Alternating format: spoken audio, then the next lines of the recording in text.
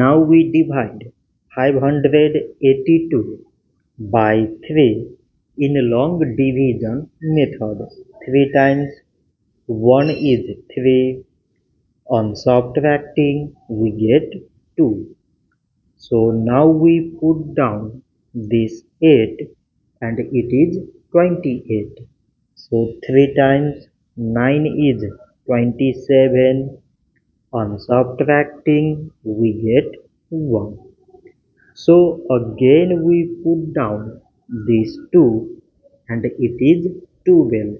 So 3 times 4 is 12. On subtracting we get 0.